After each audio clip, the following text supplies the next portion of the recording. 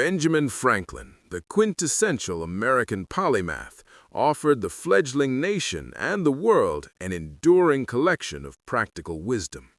None of his maxims, however, is quite so universally recognized or frequently quoted as the simple, rhythmic couplet from his Poor Richard's Almanac. Early to bed and early to rise makes a man healthy, wealthy, and wise. This deceptively simple phrase, published in 1735, is more than just a piece of folksy advice. It is a profound philosophy of life, rooted in empirical observation, psychological insight, and a keen understanding of human nature and productivity. To fully appreciate its weight, one must unpack the interlocking promise of health, wealth, and wisdom that Franklin attached to the habit of early rising. Franklin places healthy first in the triumvirate, a deliberate choice that underscores the foundational necessity of physical well-being. The early-to-bed component addresses the critical need for adequate and consistent sleep. Modern chronobiology has confirmed what Franklin's common sense suggested. The human body operates on a natural 24-hour circadian rhythm. Going to bed early aligns our sleep-wake cycle with the natural cycle of light and darkness. This alignment is vital for a host of physiological processes. During deep sleep, the body undergoes essential maintenance, repairing muscle tissue, synthesizing hormones, and consolidating memory.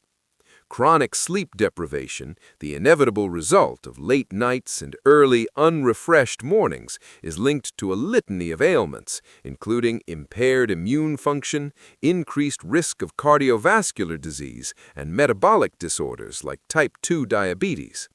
By contrast, a consistent early bedtime ensures we achieve the necessary quantity and quality of sleep. The early-to-rise part of the equation capitalizes on this restored energy. Waking with the dawn or before it allows for a more relaxed and structured start to the day. This reduces the morning cortisol spike associated with rushing and stress.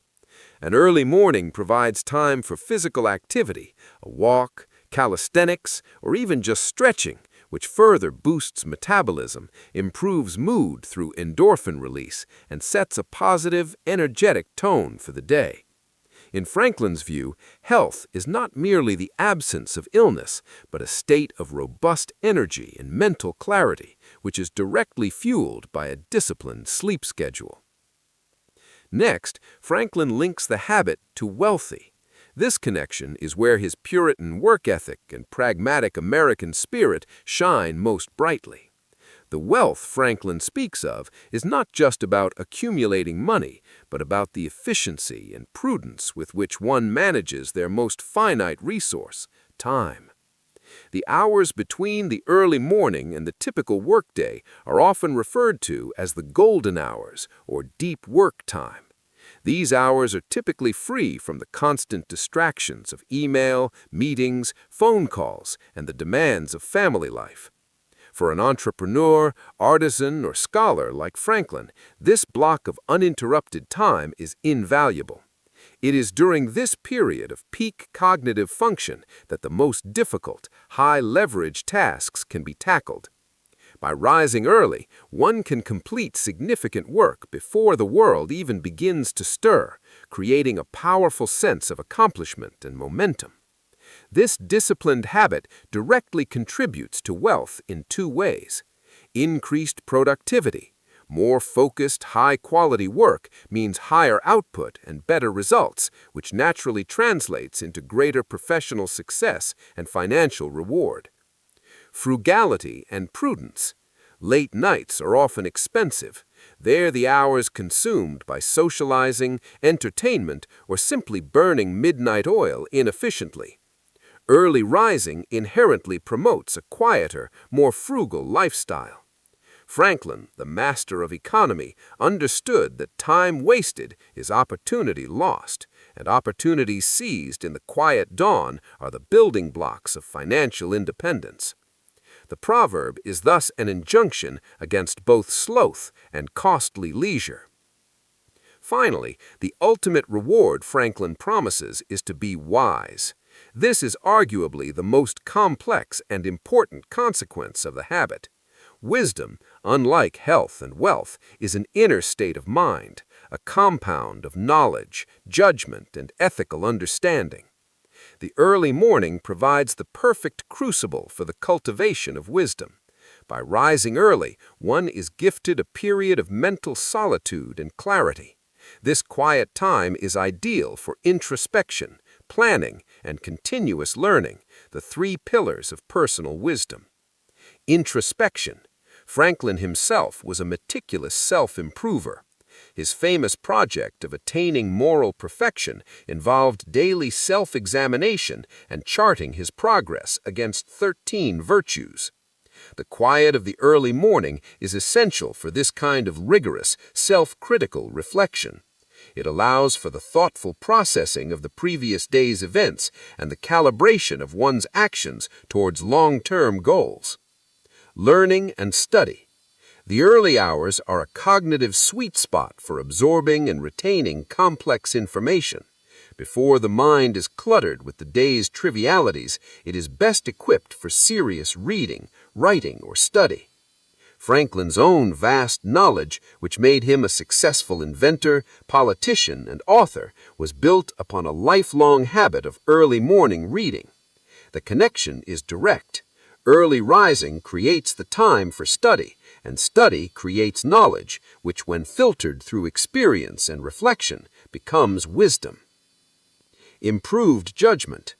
Consistent sleep and a calm, structured morning routine reduce the mental fatigue that leads to poor decision-making.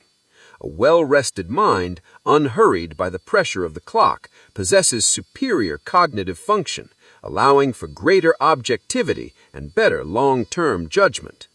Wisdom, at its core, is the ability to make sound choices, and Franklin asserts that the foundation for this ability is laid in the quiet, focused hours of the dawn. While the specific context of Franklin's time, agricultural and pre-industrial, is long gone, the relevance of his maxim is arguably even greater today. In our 21st century world, characterized by 24/7 connectivity, hustle culture, and the addictive blue light of screens, the temptation to stay up late and the difficulty of rising early have intensified. The modern interpretation of the phrase is less about literal sunrise and more about intentional boundary setting and self-discipline. Early to bed as digital detox. Going to bed early today means shutting off the digital noise. It is an act of resistance against the infinite demands of the internet, prioritizing rest over consumption. This intentional withdrawal from stimulation is crucial for healthy sleep initiation.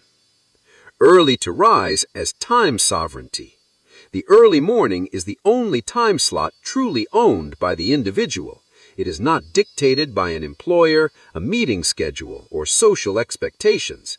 It is a time for proactive rather than reactive living, for tending to one's own health, projects, and personal growth before the deluge of external demands begins.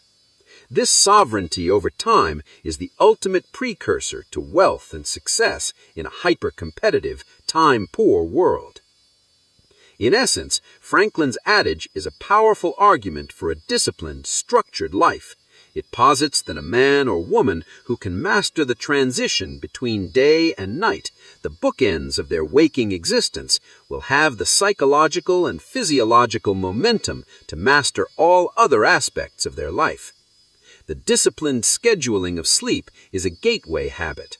Its success spills over into health, energy, wealth, productivity, and wisdom, clarity.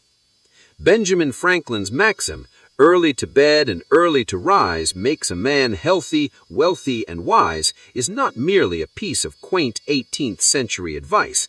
It is a compact, four-line manual for human flourishing. It teaches us that the pursuit of a full and successful life begins not with grand strategy, but with the humble daily decision of when to close our eyes and when to open them.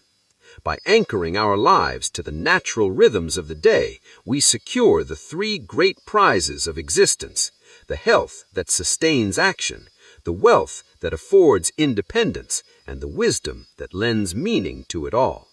It remains, centuries later, the most elegant and effective prescription for a well-lived life.